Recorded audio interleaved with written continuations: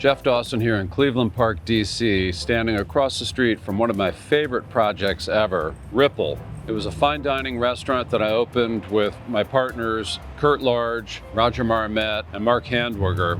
The building itself had been one great restaurant when I was a kid. It was called the Aroma restaurant, owned by the Abo family. They had two bars associated with it, Poor Roberts and the Raw Bar. And the whole thing was connected in the back, and it was crazy. They had a woman walking around singing opera, grape arbor in the back, and once a year they would have this grape picking and stomping thing going on. And then Frank Abo, the patriarch, was a big hunter, and there were pictures of him with this pith hat and dead animals, and they had a Bengal tiger mounted, and they had zebra heads. It was crazy. In fact, I went to my senior prom there, and I can remember that vividly. Some crazy lady singing opera to us in the shadow of a Bengal tiger. Before it became Ripple, we had been running a bar called Aroma there, and that was a cigar bar. And then when DC implemented a no smoking rule indoors, we had some sort of a variance that allowed us to stay open. So we were like, yeah, we'll be the only place on the block where people can smoke. And that turned out to be a huge disaster because it was packed with people, and literally it was like you could see smoke coming out of the pores of the building, and it just was disgusting.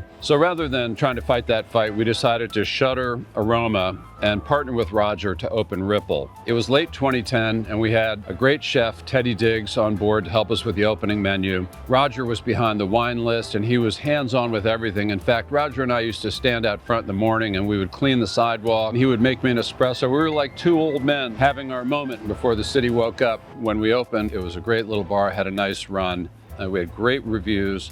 People loved it. Unfortunately, being in this neighborhood, which is much slower paced than the rest of DC, made it hard for us to charge what we needed to charge to make a small fine dining restaurant work. We kept it together, and we did fine for 7 years. But for me, the real win here was being able to come in with my mother and my family, and Roger would be there and come and entertain us, or our chefs. We had Marjorie Meek Bradley, who went on to work with Steven Starr and Danny Meyer and had a great run at Top Chef. We just had these fantastic people, and it was as much of a family place as I've ever opened. There are reunions, and it means a lot to all of us when we see the old people that made that place such an integral part of this neighborhood and, in fact, the city.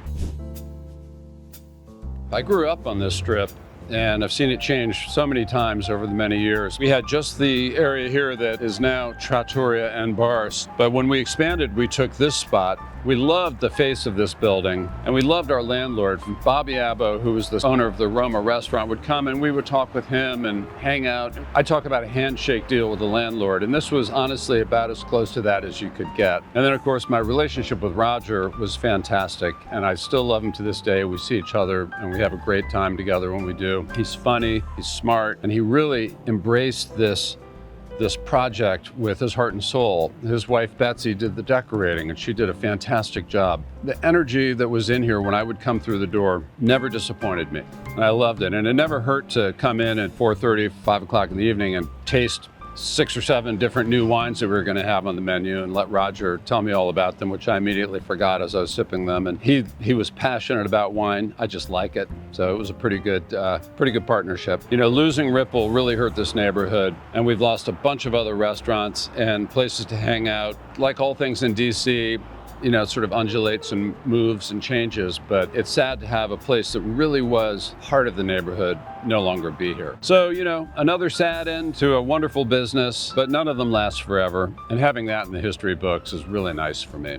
Thanks for watching, and hope to see you at one of the bars sometime soon.